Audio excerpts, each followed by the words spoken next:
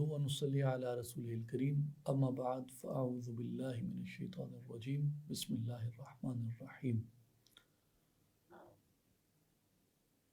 خواتین و حضرات، السلام علیکم ورحمۃ اللہ وبرکاتہ۔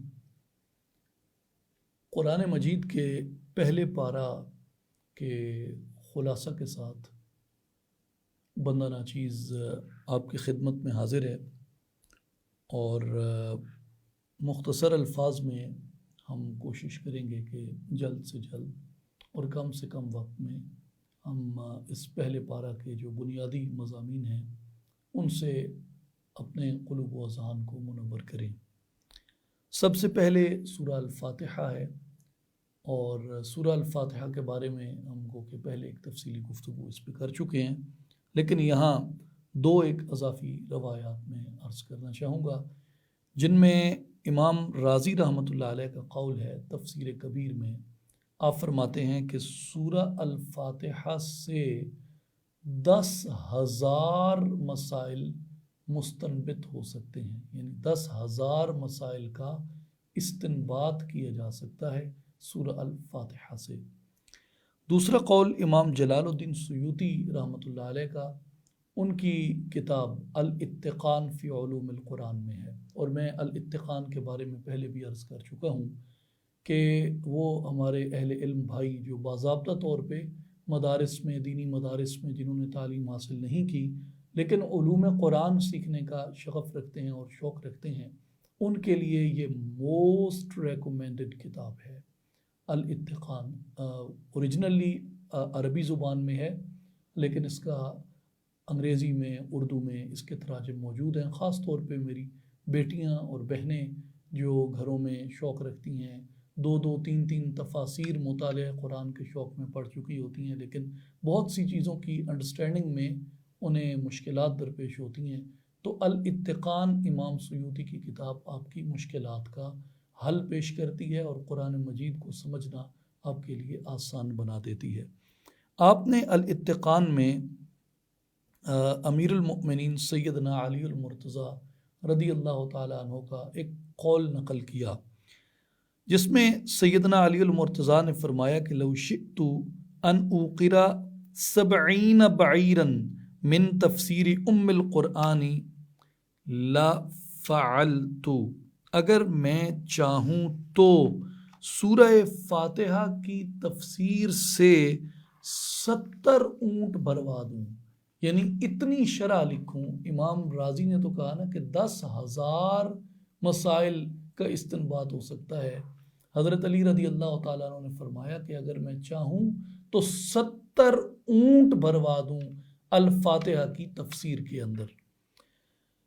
میرے امام، میرے مخدوم، میرے حبیب اور خلیل امام اہل السنہ الشاہ امام احمد رضا خان القادری البرکاتی الحنفی رحمۃ اللہ تعالیٰ علیہ، آپ فتاوی رضویہ کے اندر حضرت علی المرتضیٰ رضی اللہ تعالیٰ عنہ کے اس قول کی شرح میں بڑی لطیف خوبصورت بات فرماتے ہیں۔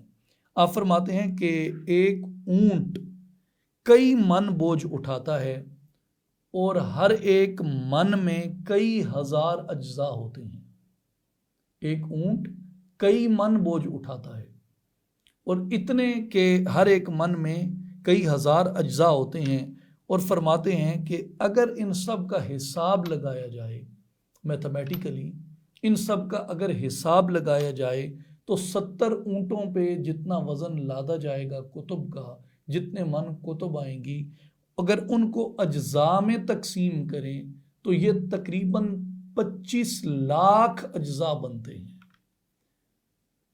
25 لاکھ والیومز بنتے ہیں، جو سیدنا علی المرتضیٰ رضی اللہ تعالیٰ عنہ کے اس قول پہ آپ نے یہ تبصرہ کیا کہ حضرت علی رضی اللہ تعالیٰ عنہ کے اس قول کی اگر آپ عملاً وضاحت کریں تو وہ 25 لاکھ اجزاء بنتے ہیں، جن میں آپ نے فرمایا کہ میں اگر سورہ فاتحہ کے نکات بیان کروں تو اتنے بن جائیں گے۔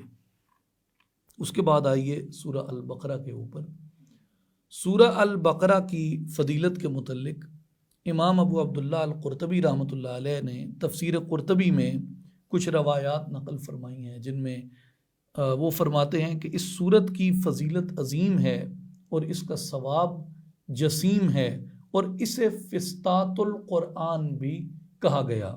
امیر المؤمنین مراد رسول سیدنا فاروق اعظم رضی اللہ تعالیٰ عنہ نے اس صورت کو اس کی فقاہت اور معنی کے ساتھ 12 برس میں یاد کیا، اور شیخ ابن عربی رحمۃ اللہ علیہ کا قول مبارک ہے کہ میں نے اپنے بعض شیوخ کو یہ فرماتے سنا کہ اس صورت میں 1000 اوامر ہیں۔ اوامر ہوتا ہے جس کو امر کہتے ہیں، حکم خدا، اور نہیں ہوتا ہے جس سے اللہ پاک نے منع کیا ہو۔ فرماتے ہیں اس میں 1000 اوامر، 1000 نہیں، 1000 حکم اور 1000 خبر ہے اس صورت کے اندر، سورہ البقرہ میں۔ اور رسول اللہ صلی اللہ علیہ وآلہ وسلم نے ایک لشکر بھیجا، وہ کثیر تعداد میں تھا، یہ امام قرطبی فرماتے ہیں کثیر تعداد میں تھا، اور ایک نوجوان کو ان کا امیر بنایا، اور امیر چننے کا کرائیٹیریا اس وقت آپ صلی اللہ علیہ وآلہ وسلم نے جس وجہ سے اس کو امیر مقرر کیا وہ یہ تھا کہ اسے سورہ البقرہ مکمل یاد تھی، تو آپ نے فرمایا جا تو ان کا امیر ہے۔ امام قرطبی فرماتے ہیں کہ اس امیر کو سورہ البقرہ کے یاد ہونے پر امارت عطا کی گئی۔ رسول اللہ صلی اللہ علیہ وآلہ وسلم نے فرمایا کہ سورہ بقرہ کو پڑھو، کیونکہ اس کا پڑھنا برکت اور اس کا چھوڑنا حسرت، اس لیے سورہ البقرہ کو پڑھو۔ پھر حضور نے فرمایا اپنے گھروں کو مقابر نہ بناؤ، اور شیطان اس گھر سے بھاگ جاتا ہے جس گھر میں سورہ بقرہ کی تلاوت کی جاتی ہے۔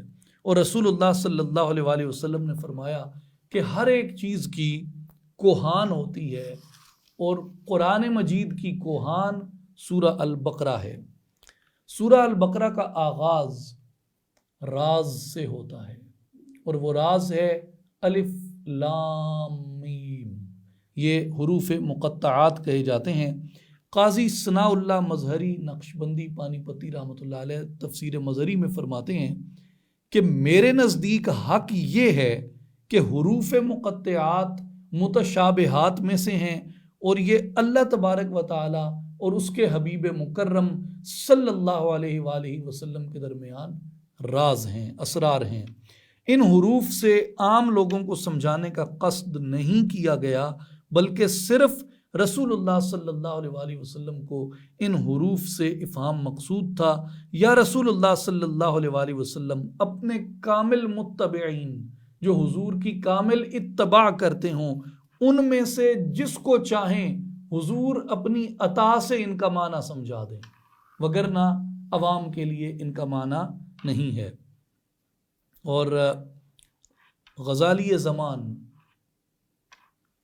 امام العصر سیدنا احمد سعید کاظمی رحمۃ اللہ علیہ، آپ کی ایک مختصر تفسیر ہے بہت خوبصورت، التبیان اس کا نام ہے، اور علامہ غلام رسول سعیدی رحمۃ اللہ علیہ نے، جو کہ صاحب تفسیرین ہیں اور شارح صحیحین ہیں، انہوں نے اس اپنے استاد گرامی کی تفسیر کی برکت سے اپنی تفسیر کا نام تبیان القرآن رکھا ہے۔ علامہ کاظمی رحمۃ اللہ علیہ التبیان میں فرماتے ہیں کہ رسول اللہ صلی اللہ علیہ وآلہ وسلم کے بعد ان حروف کا علم کسی کو نہیں ہے سوائے اولیاء کرام کے اور وارثان علوم نبوت کے، کسی کو ان حروف کا علم نہیں ہے، اور صرف یہ لوگ جو اولیاء ہیں اور جو وارثان علوم نبوت ہیں یہی لوگ جانتے ہیں، اور انہیں بھی ان کا علم بارگاہ رسالت مآب صلی اللہ علیہ وآلہ وسلم سے عطا کیا جاتا ہے۔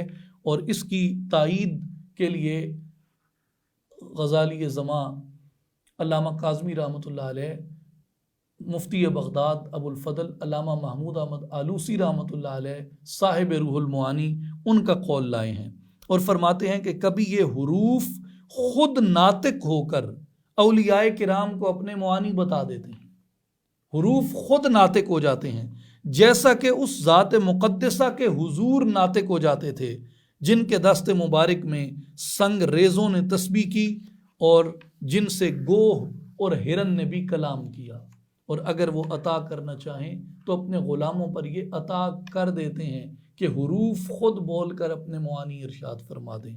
یہ ایک طریق تلقین ہے۔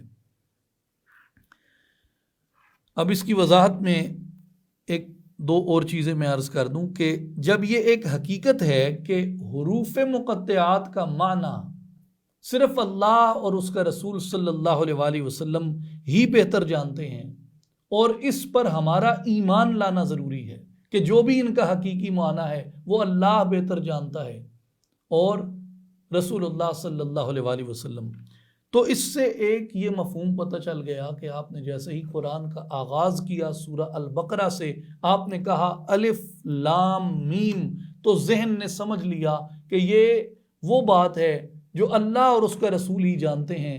میری عقل، میرا فہم، میرا ادراک اس کو جاننے سے قاصر، اس کو جاننے سے عاجز ہے، اس لیے قرآن مجید کی تلاوت کا آغاز ہی عجز کے ساتھ اور انکساری کے ساتھ کیا، اور اپنی لا علمی کا اقرار کرتے ہوئے کیا، اور اللہ اور اس کے رسول صلی اللہ علیہ وآلہ وسلم کے علم کا اقرار اور اظہار کرتے ہوئے کیا کہ حقیقی معنی چونکہ وہی جانتے ہیں۔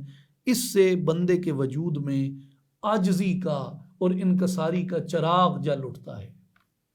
اور مجھے جب میں یہ دیکھ رہا تھا تو میرے ذہن میں حضرت سلطان العارفین رحمۃ اللہ علیہ کا یہ مصرع آ رہا تھا، حضرت سلطان العارفین سلطان باہو رحمۃ اللہ علیہ کا، جس میں آپ نے فرمایا ہے کہ عقل فکر دی بیڑی نوچا پہلے پور بڑی وے ہو، تو اس سے مراد مجھے سورہ البقرہ کا آغاز لگا کہ قرآن پڑھنا ہے تو اس کا آغاز تیرے عقل کے عجز سے ہوتا ہے۔ الف لام میم، یہ وہ کلمات ہیں جو تیرے وہم و گمان سے بھی بالا تر ہیں۔ الف لام میم کے بعد قرآن کریم کی صفت لا ریب کا بیان ہے کہ ذالک الکتاب لا ریب فیہ، کہ قرآن کریم حق اور سچ ہے، اور یہ کہ ہر قسم کے شک اور شبہ سے یہ بالا تر اور پاک و صاف ہے، اور یہی ہمارا ایمان ہے اس کے بارے میں۔ اور اس کے بعد فرمایا ھدی للمتقین، کہ یہ متقین کے لیے ہدایت ہے۔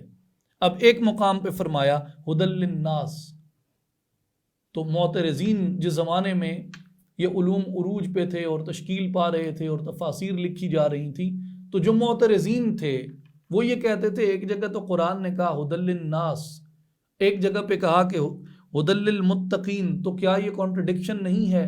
تو علماء معانی نے اور علماء کلام نے اس کا جواب یہ دیا کہ ہدایت کا پیغام تو یہ سب انسانوں کے لیے ہے، اس میں کوئی شک نہیں۔ ہدایت کا پیغام یہ سب انسانوں کے لیے ہے، لیکن نصیب انہیں ہوتی ہے جو تقوی اختیار کرتے ہیں اور جو پرہیزگاری اختیار کرتے ہیں۔ اب تقوی کیا ہے؟ متقین میں تقوی شرط آیا کہ قرآن سے ہدایت وہ پاتے ہیں جو تقوی اختیار کرتے ہیں۔ تو تقوی کی مختصر وضاحت ہر مومن مسلمان کو، ہر بندے اور ہر بندی کو سمجھ لینا چاہیے۔ التقوی اللہ یراک اللہ حیث نہاک، یعنی تقوی یہ ہے کہ تیرا رب تجھے وہاں نہ دیکھے جہاں جانے سے اس نے روکا ہے۔ تیرا رب تجھے وہاں نہ دیکھے جہاں جانے سے اس نے تجھے روکا ہے۔ وَلَا يَفْقِدُكَ حَيْثُ أَمَرَكَ، اور اس مقام سے تجھے غیر حاضر نہ پائے جہاں حاضر ہونے کا حکم کیا ہے۔ یہ تقوی ہے۔ اب حروف مقطعات اور قرآن کی حقانیت بیان کرنے کے بعد یہ بتایا کہ قرآن کا فیض متقین ہی حاصل کرتے ہیں۔ اس کے بعد متقین کی 6 صفات اللہ تعالیٰ نے بیان فرمائی۔ یہ تو تھی تقوی کی وضاحت کہ تقوی ہے کیا، لیکن متقین کی 6 صفات ذکر کی۔ پہلی، غیب پر ایمان لانا، دوسری نماز قائم کرنا، تیسری اللہ کے دیے ہوئے رزق میں سے خرچ کرنا، چوتھی آقا کریم صلی اللہ علیہ وآلہ وسلم پر جو کچھ نازل کیا گیا اس پر ایمان لانا، پانچویں آقا کریم صلی اللہ علیہ وسلم سے پہلے جو کچھ نازل کیا گیا اس پر ایمان لانا جو تحریف سے پاک ہے، اور چھٹی آخرت کے دن پر کامل ایمان لانا۔ یہ 6 صفات متقین کی بیان کی گئی۔ یہاں ایک اہم مسئلے کی وضاحت میں عرض کرتا چلوں کہ قرآن میں یہی فرمایا گیا جو ہم نے چوتھی اور 5ویں صفت ذکر کی کہ حضور پہ جو نازل ہوا اس پہ ایمان لانا، حضور سے قبل جو نازل ہوا اس پہ ایمان لانا۔ والذین یؤمنون بما انزل الیک وما انزل من قبلک، اور وہ لوگ جو آپ کی طرف نازل کیا گیا اور جو آپ سے پہلے نازل کیا گیا اس پر ایمان لاتے ہیں۔ یہ آیت مبارکہ جو ہے علماء کرام نے فرمایا کہ یہ حضور علیہ الصلوۃ والسلام کی ختم نبوت پہ بین دلیل ہے۔ کیوں اور کیسے؟ کس وحی پہ ایمان لانا قرآن نے ضروری کہا؟ یؤمنون بما انزل الیک، اس پہ ایمان لانا جو آپ پہ نازل کیا گیا، وما انزل من قبلک، اور اس پہ ایمان لانا جو وحی آپ سے پہلے نازل کی گئی۔ اگر نبوت کا سلسلہ جاری ہوتا، اگر یہ وحی حضور علیہ الصلوۃ والسلام کے بعد بھی آنی ہوتی تو قرآن یہاں یہ شرط بھی لگاتا کہ جو آپ کے بعد نازل کیا جائے گا اس پر بھی ایمان لائیں گے۔ بات سمجھ گئے؟ حضور پہ نازل ہوا اس پہ ایمان لانا ہے، اور جو حضور سے پہلے نازل ہوا اس پر ایمان لانا ہے۔ ختم نبوت کی دلیل بن گئی۔ کیوں؟ کہ حضور علیہ الصلوۃ والسلام کے بعد اگر کسی نبی نے آنا ہوتا، اگر حضور علیہ الصلوۃ والسلام کے بعد کوئی وحی ایسی آنی ہوتی جس پہ ایمان لانا لازم ہوتا تو قرآن مجید اس کو بیان کرتا، بتاتا کہ جو بعد میں نازل ہوگا اس پر بھی ایمان لانا ہے۔ لیکن قرآن نے یہ نہیں بتایا۔ قرآن نے صرف اتنا کہا کہ جو میرے حبیب پہ نازل ہوا اور جو میرے حبیب سے پہلے نازل ہوا اس پر ایمان لانا ضروری ہے۔ اس سے روز روشن کی طرح یہ بات واضح ہو گئی کہ آپ صلی اللہ علیہ وآلہ وسلم کے بعد نبوت کا دروازہ ہمیشہ ہمیشہ کے لیے بند ہو چکا، اور وحی کا دروازہ بھی بند ہو چکا۔ اگر کوئی جھوٹا نبوت کا دعوے دار اپنی کسی بات کو اگر وہ وحی الہی کہتا ہے تو سمجھ لو وہ نص قطعی کے خلاف جاتا ہے، وہ قرآن کی اس آیت کے خلاف جاتا ہے۔ اور ایسے لوگ جو یہ کہیں کہ جو میں بیان کر رہا ہوں جو اس پہ ایمان نہیں لاتا وہ کافر ہے اور وہ مسلمان ہی نہیں ہے، بھلے وہ کلمہ پڑھے اور بھلے وہ مسلمانوں والے نام رکھے، یہ جو لوگ ہیں یہ اس قرآن پاک کی آیت کا انکار کرتے ہیں، اور قرآن پاک کی آیت کا انکار کرنا کفر ہے۔ اس لیے یہ آیت مبارک حضور علیہ الصلوۃ والسلام کی ختم نبوت پہ اور فی زمانہ یا اس سے پہلے آقا علیہ الصلوۃ والسلام کے بعد سے لے کے آج تک جتنے لوگوں نے ایسی کسی بھی وحی کا دعویٰ کیا وہ بالتصدیق گمراہ تھے اور دائرہ اسلام سے خارج تھے۔ اب آیت نمبر 6 اور 7 میں اللہ تبارک و تعالیٰ نے کفار کا ذکر کیا جن کے دلوں میں کفر راسخ ہو کر رگ و ریشہ میں سرایت کر چکا تھا، اور مسلسل رسول اللہ صلی اللہ علیہ وآلہ وسلم سے بغض و عناد کی وجہ سے ان لوگوں کے اندر قبول حق کی جو صلاحیت تھی وہ مکمل طور پہ ختم ہو گئی۔ حضور سے بغض و عناد کی وجہ سے، حضور علیہ السلام سے بغض و عناد کی وجہ سے قبول حق کی صلاحیت ان میں سے ختم ہو گئی، جس کی تفصیل ختم اللہ علی قلوبہم کے اندر موجود ہے۔ پھر آیت نمبر 7 کے آگے 8 سے 20 تک سورہ البقرہ میں آیت نمبر 8 سے 20 تک منافقین کا، ان کی منافقت کا، ان کی شرنگیزی کا، ان کے دوغلے پن کا اور ان کے دردناک انجام کا اللہ تبارک و تعالیٰ نے بیان فرمایا۔ پھر آیت نمبر 21 سے آیت نمبر 29 تک 21 سے 29 تک ان 9 آیات میں لوگوں کو اپنے پروردگار کی عبادت کا حکم کیا۔ زمین اور آسمان اور کھانے پینے کی اشیاء کا خالق سے متعلق بتایا کہ ان سب کو تخلیق کرنے والا تمہارا رب ہے۔ کن چیزوں کو؟ زمین کو، آسمان کو، کھانے پینے کی جتنی اشیاء کو۔ یہ بات ذہن میں رکھیے گا، آگے اس کی وضاحت کرتے ہیں۔ پھر قرآن کریم کی حقانیت کو بیان کیا، اور مکہ میں جو چیلنج کیا تھا کہ اس صورت کی مثل کوئی صورت لے کے آؤ. اس چیلنج کو پھر یہاں پہ سورہ البقرہ میں دہرایا کیونکہ یہ سورہ مبارکہ مدنی ہے.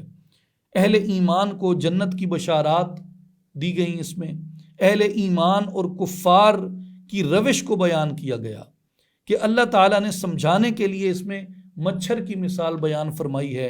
اہل حق سمجھتے ہیں کہ جو بھی ان کے رب کی طرف سے آئے وہ حق ہے، لیکن کفار اللہ تبارک و تعالیٰ کی بات کو اعتراض کا نشانہ بناتے ہیں. یہ ان دونوں میں روش کا فرق بیان ہوا. خاسرین کی 3 خامیوں کو بیان کیا کہ خاسرین کون ہیں اور ان کی 3 خامیاں کیا ہیں. نمبر 1، اللہ کے عہد کو اس سے پختہ کرنے کے بعد توڑنے والے. اللہ تعالیٰ کے عہد کو اس سے پختہ کرنے کے بعد توڑنے والے. نمبر 2، قطع رحمی کرنے والے. نمبر 3، فساد فی الارض کرنے والے. یہ 3 لوگ ہیں جو خاسرین ہیں. اب 3 خامیوں کے، اللہ کے عہد کو توڑنا، قطع رحمی کرنا اور فساد فی الارض کرنا، ان کے نتائج دیکھیں. جب اللہ سے عہد توڑا تو تعلق باللہ ختم ہو گیا. نمبر 2، قطع رحمی کی تو پورا فیملی سسٹم اور سارا رشتہ داری کا نظام تباہ ہو گیا، ختم ہو گیا.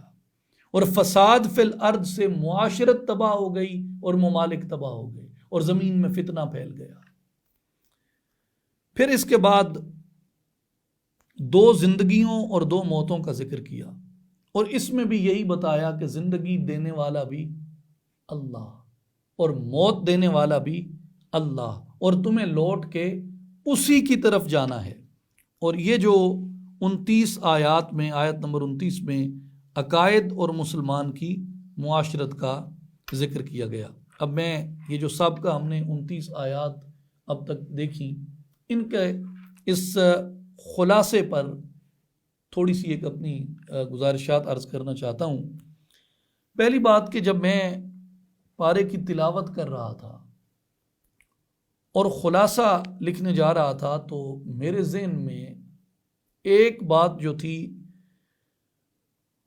وہ بڑی تکرار کر کے آتی رہی کہ قرآن کریم امت مصطفیٰ صلی اللہ علیہ وآلہ وسلم کی ہدایت کے لیے آیا ہے. میں نے پورے پارے کو بڑے غور سے دیکھا اور اس کی جو ترتیب ہے بالکل ایک تسلسل کے ساتھ ہے. آپ ان 29 آیات کو اگر دیکھیں نا اور پورے پارے کو بھی دیکھیں، ایک بہت خوبصورت نظم قرآن مجید کے اندر چلتا ہے، اور ہر آیت کا اگلی آنے والی آیت کا پچھلی آیت سے اور پچھلی آیت کا اگلی آیت کے ساتھ ایک مستقل ربط ہے، جڑی ہوئی ہیں آپس میں. ہم مثلاً انہی 29 آیات کو اگر دیکھیں، سب سے پہلے اہل ایمان اور ان کے انجام کا ذکر کیا، پھر کافروں کے ایمان نہ لانے اور ان کی روش اور ان کے انجام کا ذکر کیا، پھر منافقین کے گروہ کا ذکر کیا، ان کی منافقت اور ان کی روش اور ان کے انجام کا ذکر کیا.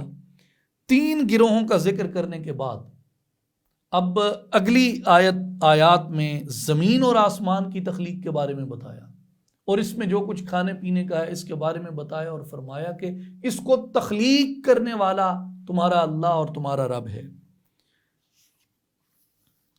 اب انسان کو یہ بتایا جا رہا ہے کہ وہ جن چیزوں پر انحصار کرتا ہے، جہاں زندگی بسر کرتا ہے، جہاں زیست کرتا ہے، جہاں اس کا زیستن ہے،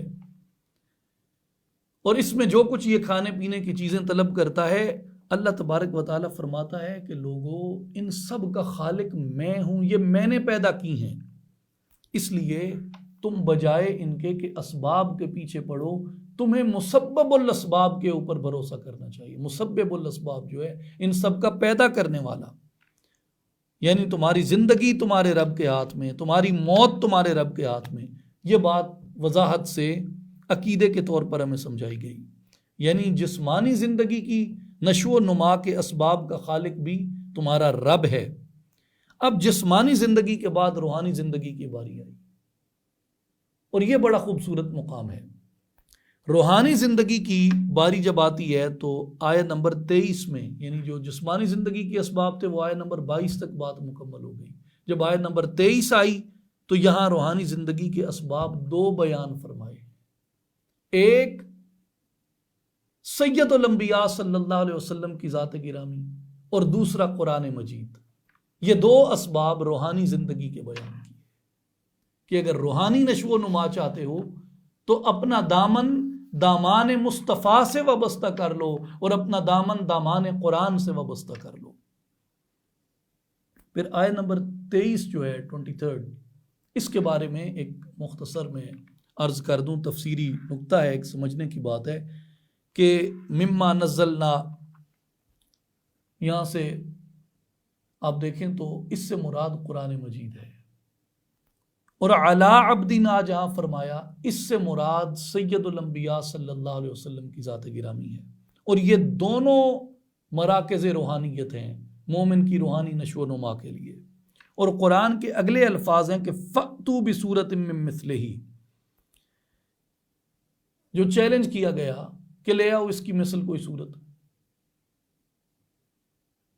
تو یہاں پر مفسرین کرام نے لکھا ہے کہ فَأْتُوا بِسُورَةٍ مِّن مِّثْلِهِ، کہ اس کی مثل کوئی صورت لے کے آؤ، اس صورت کی مثل. تو اس سے مراد وہ فرماتے ہیں کہ قرآن مجید بھی ہے، اور اس سے مراد یعنی جس کی مثل نہیں لائی جا سکتی، جس کی مثل نہیں لائی جا سکتی، جو قرآن کا دعویٰ اور چیلنج ہے، جس کی مثل نہیں لائی جا سکتی، اس سے مراد قرآن بھی ہے اور اس سے مراد رسول پاک بھی ہیں. مفسرین کرام نے فرمایا ہے کہ جس طرح قرآن کی مثل نہیں لائی جا سکتی، اسی طرح اس آیت سے یہ بھی مراد ہے کہ صاحب قرآن کی مثل بھی نہیں لائی جا سکتی. حضور کی مثل نہیں لائی جا سکتی. دلیل کے طور پہ، مثال کے طور پہ امام ابن کثیر کا قول پہلا یہ نقل کرتے ہیں. امام ابن کثیر فرماتے ہیں کہ وقال بعضهم من مثل محمد صلی اللہ علیہ وسلم. بعض علماء نے کہا کہ یہاں مثل سے مراد حضور کی مثل ہے، یعنی من رجل امی مثلہ، کہ امی مرد کی مثال کوئی لے کے آؤ جیسے حضور ہیں. تو کفار نہیں لا سکتے حضور کی مثال. اور الہدایہ الی بلوغ النہایہ میں امام ابو طالب مکی نے کہا وقیل من مثل محمد فی صدقہ و امانتہ، اور کہا گیا ہے کہ محمد مصطفیٰ صلی اللہ علیہ وسلم کی صداقت اور حضور کی امانت کی مثل کوئی لے کے آؤ. اسی طرح امام قرطبی رحمۃ اللہ علیہ نے بھی یہی قول کیا کہ اس سے مراد حضور علیہ الصلوۃ والسلام کی ذات گرامی ہے. یعود علی النبی، کہ جو ضمیر ہے وہ حضور کی طرف لوٹتی ہے، اور یہ اشارہ اس ضمیر کا ہے کہ تم ہا ضمیر جو وہاں ہی ضمیر جو آئی ہے، یہ اشارہ حضور علیہ الصلوۃ والسلام کی طرف جاتا ہے کہ تم حضور علیہ الصلوۃ والسلام کی مثل نہیں لا سکتے. اور یہ وہ بنیادی چیزیں ہیں جو ان پہلی 29 آیات میں ہمیں سمجھ آتی ہیں، اور یہ مسلمان کے لیے اس کے ایمان کے بنیادی مقدمے کو بیان کیا گیا. پہلی 29 آیات میں مسلمان کے ایمان کے بنیادی مقدمے کو بیان کیا گیا ہے. اور چونکہ مسلمان کو ایمان پر ثابت قدم رکھنا تھا، پھر اس ثابت قدمی کے لیے اللہ تبارک و تعالیٰ نے گزشتہ انبیاء کرام کی امثال اور امم کے واقعات کو بھی ہمارے سامنے رکھا. تو اس مقدمے کے بعد سب سے پہلا واقعہ جو ہے وہ آیت نمبر 30 سے آیت نمبر 39 تک، یعنی 30 سے 39 تک، یہ 10 آیات میں واقعہ آیا سیدنا آدم علیہ السلام کا. اور اس کا خلاصہ یہ ہے واقعے کا کہ آدم علیہ السلام کی تخلیق، آپ کا مسجود ملائک ہونا، ابلیس کا سجدے سے انکار کرنا، آپ کا جنت سے زمین پر تشریف لانا، آپ کی توبہ کو شرف قبولیت کا درجہ عطا کیا جانا، اور حضرت آدم علیہ السلام کی تخلیق، ملائکہ کا سجدہ کرنا، ابلیس کا انکار کرنے میں، اس سب میں بھی مسلمان کے لیے نصیحت کا پورا سامان موجود ہے. پھر آدم علیہ السلام کے واقعے کو ذکر کرنے کے بعد امم سابقہ میں سے بنی اسرائیل کو بیان کیا کہ اللہ تعالیٰ نے بار بار بنی اسرائیل کو اپنے احسان یاد دلائے، انہیں وعدہ خلافی یاد دلا کر وعدے کی ایفا کا حکم فرمایا. بنی اسرائیل کی تاریخ بیان ہوئی، بنی اسرائیل کی ذہنیت اور ان کی روش کا بیان ہوا، اور ان کی وعدہ خلافی، ایک دوسرے پہ ان کی الزام تراشی کا ذکر ہوا، ان کی عادات، طور اتوار، احسان فراموشی، ہٹ دھرمی، معاشرتی برائیاں، اعتقادی برائیاں اور جادو وغیرہ کے پیچھے ان کا پڑ جانا، انبیاء کو شہید کرنا، اور اللہ کی اتاری ہوئی کتابوں کے اندر تحریف کرنا، کتاب اللہ کے ساتھ ان کا رویہ، اور نبی پاک صلی اللہ علیہ وآلہ وسلم کے ساتھ جو ان کا برتاؤ تھا، اور کس طرح وہ آقا پاک علیہ الصلوۃ والسلام کی شان کو چھپاتے تھے، اور پھر ان کا کیا انجام ہوا، اس چیز کو اللہ تبارک و تعالیٰ نے ان واقعات میں بیان کیا۔ پھر بنی اسرائیل کے واقعات کے بعد اللہ تبارک و تعالیٰ نے حضرت ابراہیم علیہ السلام کا بھی ذکر فرمایا ہے، اور اس میں بھی ہمارے لیے سامان ہدایت اور سامان نصیحت ہے۔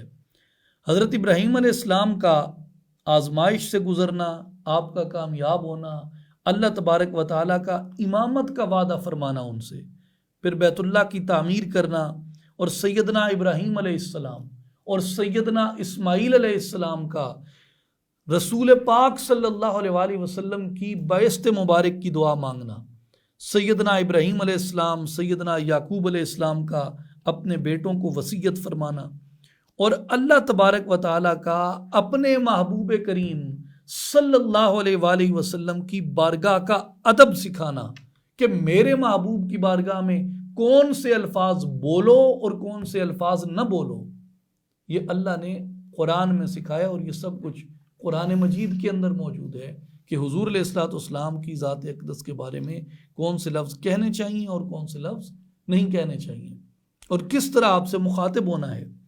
یہ یعنی سابقہ انبیاء، گزری ہوئی امتوں کے وہ عملی واقعات ہیں جن کو تھیوری کی صورت میں قرآن مجید میں درج کیا گیا، اور مقصد یہ تھا کہ جب امت قرآن کا مطالعہ کرے تو ان کے دل و دماغ کی سکرین کے اوپر یہ سارا کچھ عیاں ہو جائے، یہ ساری باتیں کھل جائیں، تاکہ یہ اس سے نصیحت لیں، عبرت ڈھونڈیں، اپنی اصلاح اس میں سے اختیار کریں، اور انہیں پتہ چل سکے کہ کس عمل پر کس وجہ سے گرفت ہوئی، کس وجہ سے عذاب آتا ہے اور کس وجہ سے عذاب ٹلتا ہے، یہ نعمت کس وجہ سے ملی ہے اور نعمت چھینی گئی تو اس کی وجہ کیا تھی۔ تو ان قوموں کی یہ ساری باتیں قرآن مجید میں درج کی گئیں تاکہ ہمارے لیے اور آنے والے لوگوں کے لیے قیامت تک کے لیے یہ بات نصیحت بن جائے۔ اب اس کی گرینڈ سمری آپ کی خدمت میں پیش کرتا ہوں۔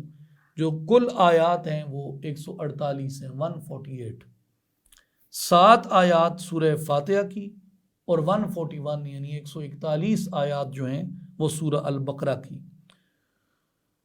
3 آسمانی کتب کا ذکر ہوا اس پہلے پارے کے اندر، قرآن، توریت اور انجیل کا۔ انبیاء علیہ السلام میں سے بہت سے انبیاء کا ذکر آیا اس میں، موسیٰ علیہ السلام کا، حضرت عیسیٰ علیہ السلام کا، حضرت سلیمان علیہ السلام کا، حضرت ابراہیم علیہ السلام کا، حضرت اسحاق علیہ السلام کا، حضرت یعقوب علیہ السلام کا، حضرت اسماعیل علیہ السلام کا، اور حضور نبی پاک شہ الاولاق صلی اللہ علیہ وآلہ وسلم کا۔ اور حضرت موسیٰ علیہ السلام کے معجزات اس میں بیان ہوئے، 5 معجزات، اور 4 فرشتوں کے نام آئے، حضرت جبریل امین اور حضرت میکائیل علیہ السلام کا، اور ہاروت اور ماروت کا۔ 5 اقوام کا ذکر اس میں آیا، بنی اسرائیل، آل فرعون، قوم نصارہ، ستارہ پرست اور مشرکین کا، اور 6 مقامات مقدسہ کا ذکر اس میں آیا، 6 مقامات مقدسہ جن میں بیت المقدس، مسجد، بیت اللہ، مقام ابراہیم اور شہر مکہ، ان کا ذکر آیا۔ اور 2 عذاب اس میں بیان کیے گئے، ایک یہ کہ طاعون کی بیماری، اور دوسرا یہ کہ وہ بندر بنا دیے گئے، ان کی شکلیں بدل دی گئیں، اور 2 پیشین گوئیاں اس میں کی گئیں، ایک یہ کہ یہ قرآن کی مثل نہیں لا سکتے اور صاحب قرآن کی مثل نہیں لا سکتے، اور دوسری یہ کہ یہودی موت کی تمنا کبھی نہیں کریں گے۔ یہ پہلے پارہ کا خلاصہ ہے۔ اللہ تعالی ہم سب کو عمل کی توفیق عطا فرمائے اور قرآن مجید سے فیض اور نور حاصل کرنے کی توفیق عطا فرمائے۔ وآخر دعوانا ان الحمد للہ رب العالمین۔